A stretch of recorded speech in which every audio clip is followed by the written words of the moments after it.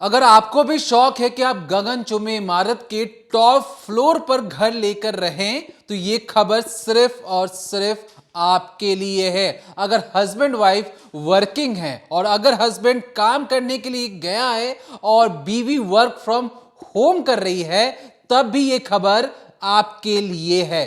क्योंकि यहां पर जो अपराधी हैं वो बीवी के हाथ पैर को बांधते हैं, किचन से कुकर लेकर आते हैं और बहुत जोरों से उसके सर को फोड़ देते हैं। तब भी सांसें चल रही थी। वो जो औरत थी, जो बीवी थी, दर्द से कराह रही थी। फिर घर से ही, कमरे से ही कैंची लेकर आया जाता है और उसके शरीर पर हर एक उस जगह पर गोदा जाता है जब तक उनके अंदर की जो भड़ास थी, जो गुस्सा था, वो शांत ना हो जाए।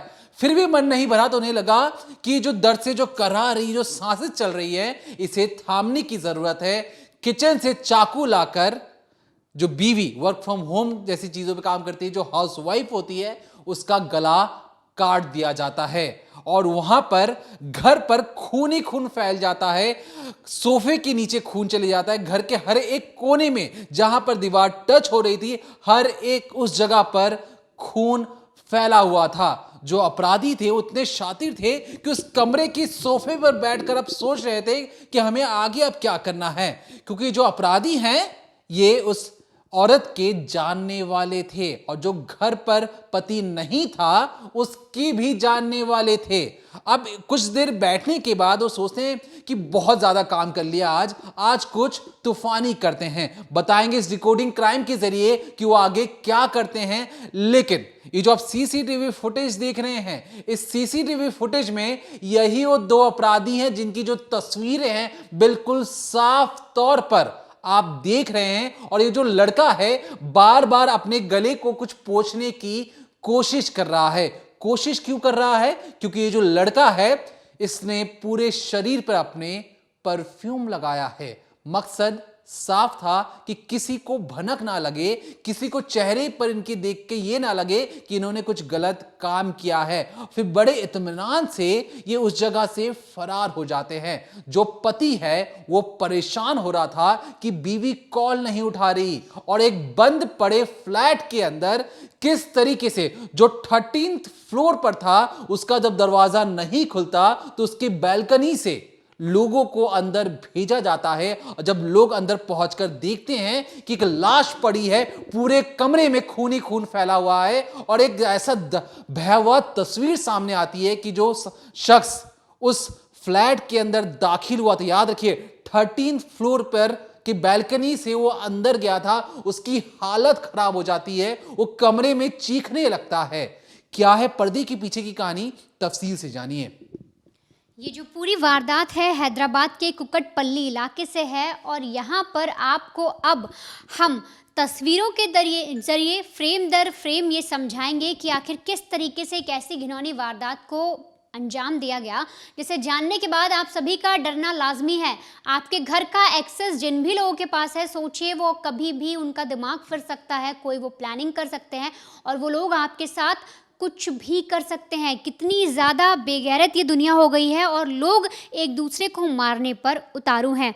मैं आपको तस्वीरों के ज़रिए समझाती हूँ। आप सबसे पहले जो तस्वीर देख रहे हैं, ये एक बिल्डिंग, एक अपार्टमेंट आपको दिख रहा है। सामने नाम लिखा हुआ है राकेश अग्रवाल एंड रेनू और जो घर का फ्लैट का नंबर अगर वो एग्जैक्ट बताऊं तो 1311 लिखा हुआ है इस बिल्डिंग में।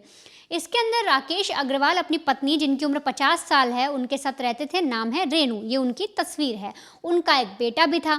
अब होता दरअसल ये है कि रोज़ की तरह रोज़ जिस तरह से जो पति हैं, जो बच्चा है, वो रोज़ ऑफिस के लिए निकल जाता था, तो ठीक उस दिन भी यानी कि 10 सितंबर को भी सुबह सुबह 9 बजे के आसपास जो हस्बैंड है वो काम पर जाते हैं और उसके बाद जो बेटा है वो भी घर से निकल जाता है। अब जो रेनू होती हैं वो घर पर बिल्कुल अकेली होती हैं, उस वक्त कोई नहीं होता, उनका हाउस हेल्प होता है, वो भी थोड़ा काम वगैरह करता है और बोलता है मालकिन फिर मैं बाहर जाता हूँ, मुझे थोड़ा सा काम है। अब रेनू जो है अपना दरवाज़ा बंद करती है, लेकिन जो हाउस हेल्प था उसके पास एक्सेस था घर के अंदर आने का और वो बाहर चला जाता है। समय बीतता जाता है, 1 घंटे 2 घंटे दोपहर हो जाती है और शाम के 4 बज जाते हैं कि उस वक्त अचानक इस घर के अंदर बिना डोरबेल बजाए 2 लोग शामिल होते हैं। दो लड़के इस रूम के अंदर घुसते हैं, जिसमें से जो एक शख्स था, जो एक लड़का था, उसके पास बकायदा एक्सेस था इस घर के अंदर जाने का। अब जैसे ही वो लड़का अपने एक साथी के साथ इस कमरे में दाखिल होता है, तो जो रेनू है जो वहाँ पर होती है, वो भी ऐसे ट्रीट करती है, क्योंकि वो पहले से उस शख्स को जानती थी, तो बड़े ही फॉर्मली उस आदमी को ट्रीट करती है, उनके लिए वो कोई अनजान नहीं था। लेकिन तभी अचानक से पूरी कहानी पलट जाती है। दरअसल जो दो लड़के अंदर गए थे, वो फ़ौरन जो रेनू थे उनकी हाथ को बांध देते, उनके पैर को बांधते, उन पर काबू करने की कोशिश की जाती है। रेनू बहुत ज़्यादा मशक्क़त भी करती है लड़ने की, क्योंकि जब उनकी डेड बॉडी देखी गई तो उस पर ऐसे कुछ मतलब ऐसा दिखा कि उन्होंने लड़ने की भी कोशिश की और अपनी तरफ से वो बचाव करने की कोशिश करती हैं। लेकिन जो दो लड़के घर के अंदर दाखिल हुए थे, वो बाकायदा उन पर काबू पाते हैं, उनके मुंह को पकड़ते हैं, उनके हाथ पैर को बांध दिया जाता है और इसके बाद किचन से कुकर लेकर आते हैं। कुकर लाने के बाद जो कुकर होता है, जो आप स्क्रीन पर देख रहे हैं, एक बेड के ऊपर जो कुकर रखा हुआ है, इसको बुरी तरीके से रेनू के सिर पर मारा जाता है, उससे वार किया जाता है, उसके शरीर पर वार किया जाता है। इतनी ज़्यादा ज़ोर से वार किया जाता है कि जो रेनू है उसका जो सर का हिस्सा था वो एक तरीके से फटने लग गया था, खून बहने लग गया था बुरी तरीके से। खून के जो पूरे जो धब्बे थे या खून के जो छींटे थे, वो हर एक सोफे पर, बेड पर, जो भी वहाँ पर चीज़ें थी, जो भी फर्नीचर था, जो फर्श था, हर कहीं पर फैलने लग गया था। अब जो दोनों के दोनों कातिल हैं वो वहाँ पर खड़े हैं और देख रहे हैं कि खून बह रहा है, रेनू की सांसें चल रही हैं और रेनू ये बोल रही है कि तुम ऐसा क्यों कर रहे हो, क्योंकि सामने वाला कोई और नहीं बल्कि उसका जानने वाला है। और इसके बाद बाकायदा रेनू बोलती है कि तुम लोग मेरे साथ ऐसा क्यों कर रहे हो। इस पर सामने वाला शख्स जाता है, कमरे में जाता है, वहाँ से कैंची लेकर आता है, क्योंकि उसके पास इस घर का एक्सेस था, उसे पता है कि चीज़ें कहाँ पर रखी हैं, तो वहाँ से वो कैंची निकाल कर आता है और कैंची से रेनू के ऊपर ताबड़तोड़ वार करता है, उसको गोदने की कोशिश करता है, फिर चाकू लेकर आता है और उसका गला काट देता है। ये सब चीज़ें हो जाने के बाद बाकायदा एक किलो बैग अपने साथ लेकर आए थे, उस बैग के अंदर कुछ कपड़े थे। अब जो कातिल हैं, दोनों जो लड़के हैं, वो बाकायदा वहाँ पर बैठते हैं सोफे पर, वो कुकर को देखते हैं, वहाँ खून फैला हुआ है, कैंची पड़ी हुई है, चाकू पड़ा हुआ है। अब वो सोचते हैं आगे किया जाए तो क्या किया जाए। वो लोग सबसे पहले अपने कपड़े उतारते हैं, वॉशरूम जाते हैं, वॉशरूम में पूरी तरीके से नहाते हैं और नहाने के बाद परफ्यूम छिड़कते हैं, वहाँ पर महंगे महंगे परफ्यूम रखे थे उनको लगाते हैं और उसके बाद नए कपड़े पहनकर फ्रेश होकर वो जाते हैं लॉकर्स की तरफ, जो भी घर में बाकी सामान रखे हुए थे उनकी तरफ जाते हैं और वहाँ से करीब करीब बताया जा रहा है कि उन्होंने कुछ सोने के जेवरात उठा लिए, कैश उठा लिए और तो और कुछ कंगन थे, ये सारी चीज़ें उन्होंने वहाँ से चुराई और बैग में रख लेते हैं और फिर रफू चक्कर होते हैं। आगे का सीन मैं आपको समझाऊंगी, लेकिन उससे पहले बताऊं, होता इधर ये है कि जो हस्बैंड थे वो रेगुलर जिस तरह से अपनी पत्नी को रोज़ फ़ोन किया करते थे, शाम के वक्त कॉल कर रहे थे। उन्होंने 4:30 बजे ट्राई किया, कोई कुछ रिस्पांस नहीं आया और लगातार उन्होंने 10-12 बार ऐसे कॉल करी तो उन्हें कोई रिस्पांस नहीं मिला। अब ऐसे में वो डर गए, उन्होंने अपने बेटे को कॉल किया और बताया कि देखो घर पर तुम्हारी माँ फ़ोन नहीं उठा रही, मुझे लग रहा है कुछ गड़बड़ है, मैं घर जाकर देखता हूँ। इधर 5 बजे वो घर आते हैं। अब पति जब घर आते हैं क्या सीन होता है वो आपको बताएंगे, लेकिन उससे पहले ये तस्वीरें देखिए। अब रेनू का कत्ल करने के बाद ये आप देख रहे हैं, आपको कुछ धुंधली सी तस्वीर दिख रही है, कुछ अंधेरेनुमा तस्वीर दिख रही होगी। 2 लड़के आपको इसमें नजर आ रहे होंगे जो कि एक दरवाज़ा बंद कर रहे हैं। दरअसल ये दरवाज़ा किसी और चीज़ का नहीं बल्कि उसी फ्लैट का है जिसके अंदर रेनू का कत्ल किया गया, जो कि 13वीं मंजिल पर था।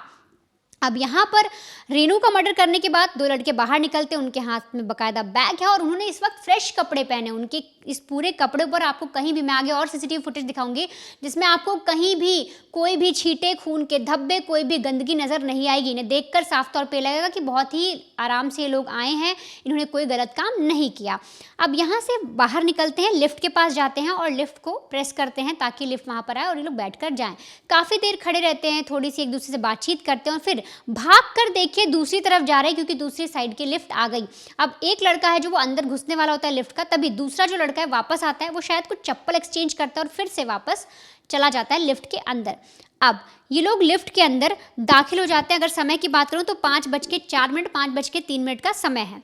लिफ्ट के अंदर जब ये दाखिल हुए, अब उसकी आप तस्वीर देख रहे हैं, शुरुआत में आपको दीपक ने भी दिखाई थी। यहाँ पर आपको एक लड़का दिखाई दे रहा है जिसने रेड रंग की टी शर्ट पहनी है और एक लड़का दिखाई दे रहा है जिसने ऑरेंज रंग की एक कुर्ता टाइप की चीज़ पहनी है और उस पर कुछ प्रिंटेड भी है, कुछ चीज़ें लिखी भी हुई हैं। अब यहाँ पर आप देखिए दोनों एक एक करके लिफ्ट में दाखिल हुए, उनके हाथ में एक बैग है। ये वही बैग है जिसमें चोरी का सारा सामान, जिसमें लूट का सारा सामान रखा हुआ है और तो और ये दोनों हंसते हुए नजर आ रहे हैं। देखिए जो ऑरेंज रंग का जिसने कुर्ता पहना है जिस लड़के ने, वो आपको उसके चेहरे पर स्माइल दिख रही होगी। और फिर वो बार बार इधर से उधर टहलता है एक बार, उसके बाद बार बार वो अपनी गर्दन के पीछे हाथ ले जाता है और कुछ पूछने की कोशिश कर रहा है। शायद जो सामने खड़ा लड़का है वो उसको बता रहा है कि तुम्हारे यहाँ पर शायद खून लगा है, कुछ लगा हुआ है, इसको पोंछो या पसीना पोंछो, कोई भी ऐसी चीज़ ताकि लोगों को शक ना हो। और ये जो लड़का है बार बार अपने गाल को साफ करने की कोशिश कर रहा है, अपने गर्दन के पीछे हाथ देकर साफ कर रहा है, पसीने या कोई चीज़ को छुपाने या मिटाने की कोशिश कर रहा है ताकि किसी को इन पर शक ना हो। अब लिफ्ट में अंदर जाने के बाद जब ये नीचे आते हैं तो समय हो जाता है 5:09 और आप एक और ये तस्वीर देख रहे हैं। ये आपको स्कूटी दिखाई दे रही है, जिस स्कूटी पर बैठकर ये दोनों जो चोर हैं, दोनों जो कातिल हैं, फरार हो जाते हैं। और ये स्कूटी किसी और की नहीं बल्कि इन्हीं के मालिक की है। अब ये दोनों लड़के थे कौन और क्यों? जो वो महिला थी, जो रेनू थी, वो बार बार इनसे कह रही थी कि मुझे छोड़ दो, तुम मेरे साथ ऐसा क्यों कर रहे हो। वो इस तरह से बात करी थी जैसे वो इन लड़कों को जानती हो। तो दरअसल ये कोई और नहीं बल्कि कातिल वो नौकर ही था जो अपनी मालकिन को बोल के गया था कि मालकिन मैं अभी आता हूँ, मुझे थोड़ा सा मार्केट में कुछ काम है। नाम है उसका हर्ष। दरअसल हर्ष जो है वो रेनू के यहाँ काम करता था। उनके यहाँ अभी 10 दिन हुए ही थे उसे आए हुए और उसने यहाँ पर ये देख लिया था कि इन लोग के पास पैसा है, इन लोग के पास काफ़ी जेवरात हैं, प्रॉपर्टी है, अमीर लोग हैं और इनको अच्छे से लूटपाट इनके साथ किया जा सकता है। और उस नौकर को ये तक पता लग गया था कि जो मालिक है यानी जो बॉस है इनके, वो नौकरी पर जाते हैं, जो बेटा है वो भी नौकरी पर जाता है, जो आंटी हैं घर में वो अकेली रहती हैं। तो इसलिए उसने प्लान किया उनके मर्डर का और उसी के तहत वो 14th माले पर इसका एक और जो दूसरे घर में एक नौकर काम करता था उसको इस प्लान में शामिल करता है और बताता है कि देखो ऐसी ऐसी प्लानिंग करेंगे, हम वहाँ से कैश पैसे लेके फरार हो जाएंगे, किसी को पता नहीं चलेगा और तुम मेरे साथ प्लान में शामिल हो जाओ। तो जो हर्ष है वो अपने दोस्त रोशन को शामिल करता है और बाकायदा रेनू के फ्लैट में घुसकर मर्डर कर कर ये लोग निकल जाते हैं। और जिस तरह से हमने आपको सीसीटीवी फुटेज दिखाई, सबसे पहले फ्लैट बंद करने का, फिर लिफ्ट में जाने का, लिफ्ट से नीचे आने का, उसके बाद स्कूटी से फरार होने का। और स्कूटी जिस स्कूटी से फरार हुए ये भी इनके मालिक की ही थी और इसके बाद ये अभी तक फरार है, पुलिस इनको पकड़ नहीं पाई है। अब ये मर्डर का एक सीक्वेंस हो गया, लेकिन इसके बाद जो हस्बैंड इतनी देर से कॉल कर रहा था वो परेशान था कि आखिर उसकी पत्नी फ़ोन क्यों नहीं उठा रही। उसने अपने बेटे को ही बताया। अब जैसे ही वो अपने घर पर पहुंचता है, बेल को बजाने की कोशिश करता है, बार बार नॉक करता है, अपनी पत्नी को आवाज़ लगाता है, लेकिन अंदर से कोई रिस्पांस नहीं आता और दरवाज़ा भी नहीं खुलता।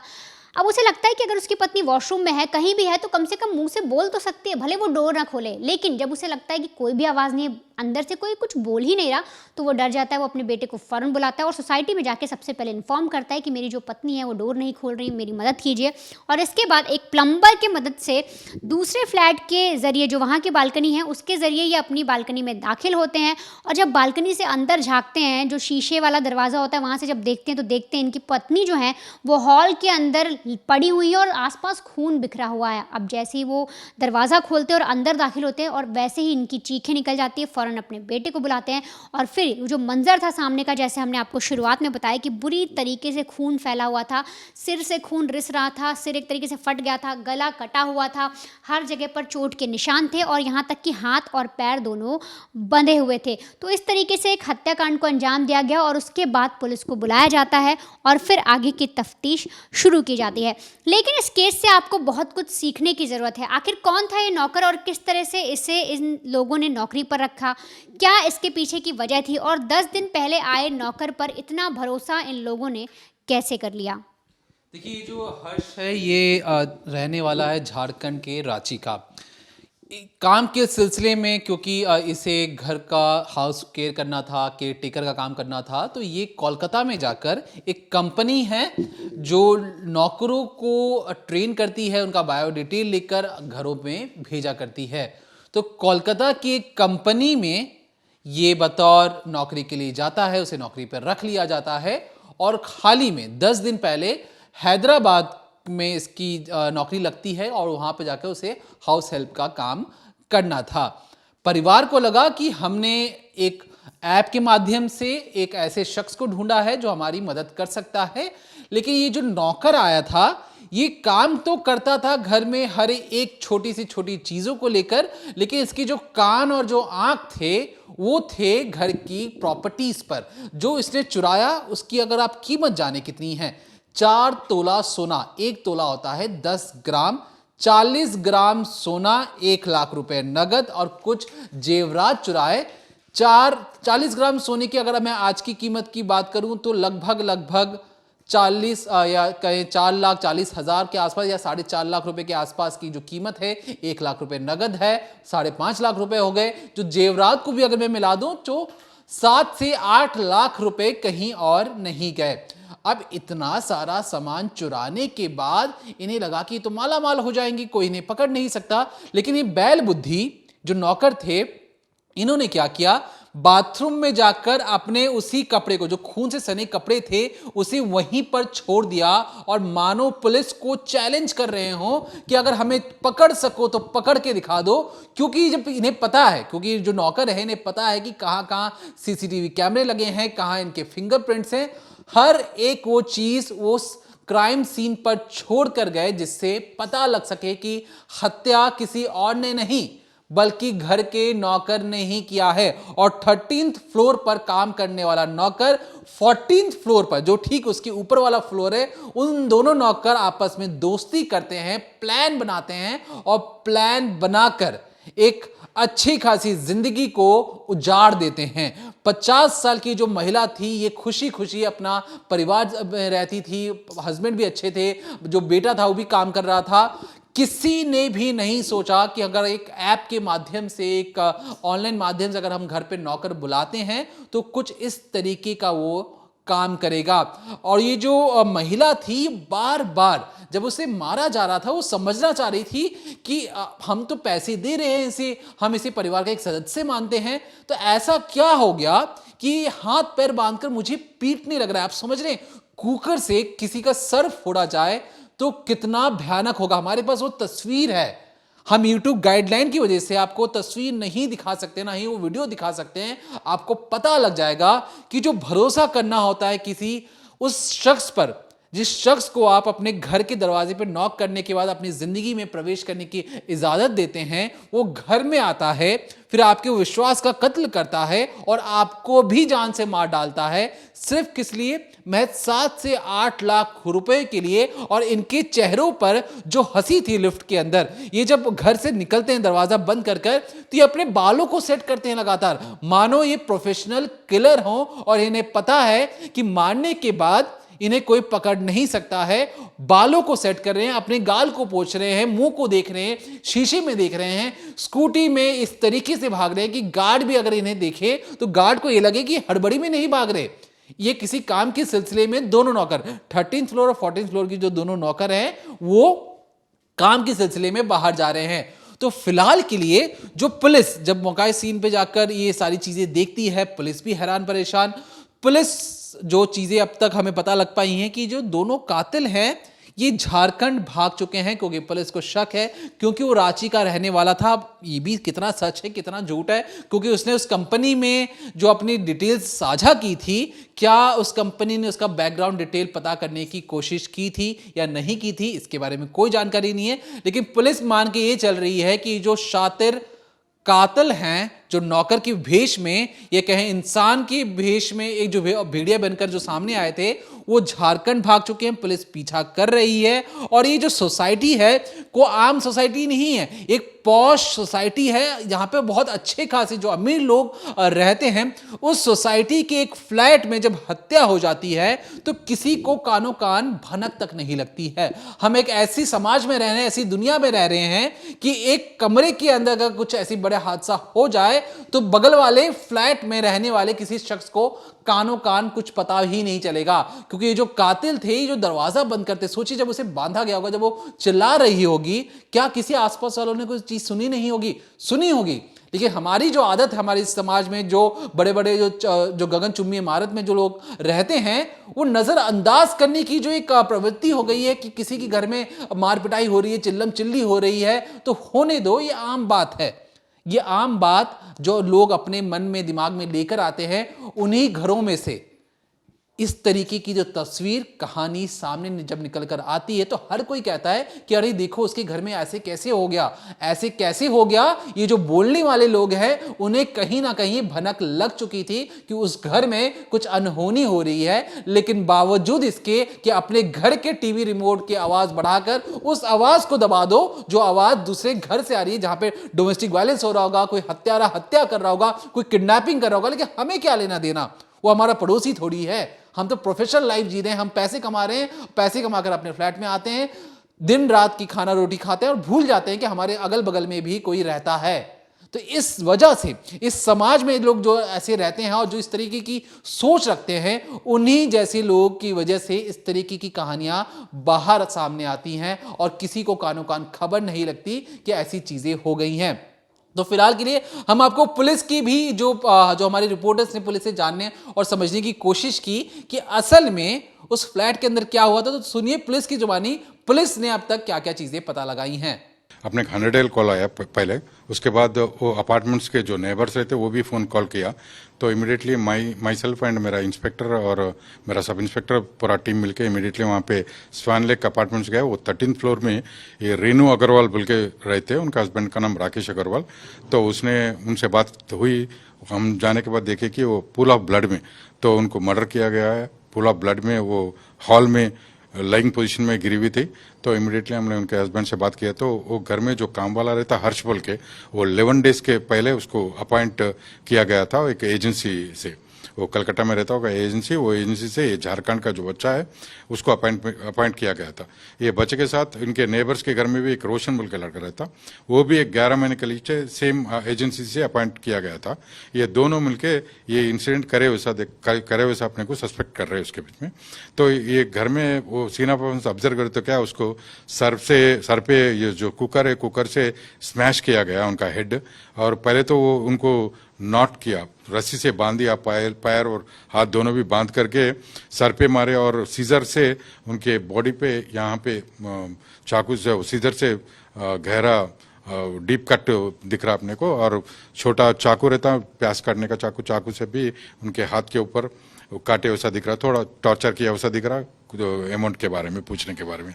तो उसके बाद एग्जैक्टली वो 5:01 में वो घर से बाहर निकल गया। अपार्टमेंट्स नीचे ये रोशन का जो ओनर का गाड़ी है स्कूटी, वो स्कूटी लेकर वो बाहर चले वैसा दिख रहा। वो रेनबो विस्टा की तरफ से मादापुर के रूट में गए वैसा दिख रहा। हम उसके ऊपर वेरीफाई कर रहे हैं और इसके ऊपर 5 टीम्स भी फॉर्म किया गया। ये 5 टीम्स भी, एक टीम हम रांची को भेजे, उनका नेटिव प्लेस को भेजे, और 2 टीम क्या है कि यहाँ पे एक सीसीटीवी फुटेज चेक कर रहा है एक टीम, और एक टीम क्या है कि सीडीआर पर्टिकुलर्स चेक कर रहे हैं, एनालाइज कर रहे हैं, और एक टीम क्या है कि railway station and surrounding areas like बस स्टैंड्स वही एरियाज चेक कर रहे हैं। तो हम लोग इसके ऊपर इन्वेस्टिगेशन कर रहे हैं हम लोग। सर मोटिव क्या है सर इस कत्ल का, इतने दिल दहला देने वाले इस क्राइम का मोटिव क्या था? क्या ये लोग लूट के लिए किए हैं या कुछ एनिमिटी थी? नहीं, एनिमिटी तो कुछ भी नहीं है। क्यों बोलते वो बच्चा तो 11 दिन के नीचे आया, इसको तो एनिमिटी कुछ भी नहीं है। मेनली रीजन क्या है, उनका पैसा वैसा है ना, बिजनेस कम्युनिटी के लोग है तो पैसा वैसा ज्यादा रहता होगा, सोचा होगा। ये रोशन क्यों बोलते ये 11 महीने से काम कर रहा, और ये तो 11 दिन पहले आया। तो इनके घर में कभी आना जाना रहता ना बच्चों का, तो पैसा वैसा के बारे में बातचीत चलना, या ना तो पैसा कुछ है बोल के सोचना होने लगा। ओनर से भी बात किया तो ओनर क्या बोलता हमारे घर में पैसा तो ज़्यादा नहीं लगाते साहब, हम लोग 50,000 से 1 लाख रुपए से ज़्यादा नहीं लगाते, वो भी घर का एक्सपेंसेस के वास्ते लगाते। तो उससे ज़्यादा तो पैसा तो नहीं गया हमारे पास। और सोना भी उनके जो मंगलसूत्र वो रहता ना, वो 2-3 तुला से ज़्यादा नहीं है साहब बोल के वो बोलता है। अप्रॉक्सीमेटली 3-4 तुला गोल्ड गया होगा साहब, गया तो 50,000 से लाख रुपए कैश गया होगा वो रहे। तो सुना आपने, पुलिस भी अपना काम कर रही है, लेकिन पुलिस को शक है कि जो दोनों अपराधी हैं वो तो भाग चुके हैं। लेकिन कहीं ना कहीं ये हम सब पर भी सवाल है कि जो हमारे घर के दरवाजे पर जो दस्तक देता है, हम उन लोगों को अपनी जिंदगी में कितना ज्यादा अंदर आने की इजाजत देते हैं। अगर हमने उन्हें खुली छूट दे दी तो आंख मूंद कर भी आपको हर किसी पर विश्वास नहीं करना है। परिवार के लोग भी जो आपसे कहते हैं कि हम आपका बहुत अच्छे से देखभाल कर सकते हैं, आपको किसी पर भी आंख मूंद कर भरोसा नहीं करना है। क्योंकि जो नौकर था ये इनके घर में दिन रात काम करता था, ये हस्बैंड के लिए भी खाना बनाता, बीवी के लिए भी खाना बनाता, बच्चे के लिए भी खाना बनाता। अगर ये चाहता तो तीनों को खाने में जहर मिला के भी मार सकता था। लेकिन ये जो किलर्स थे, ये मानो पुलिस को सिर्फ और सिर्फ चैलेंज देने के लिए, चैलेंज करने के लिए कि हमें पकड़ सको तो पकड़ के दिखा दो। कुकर से मारने के बाद इन्होंने कोई भी हथियार नहीं छुपाए, क्राइम सीन पर हथियार छोड़कर भाग गए। नहाया इन्होंने, परफ्यूम छिड़का ताकि जो बदबू है वो निकल जाए।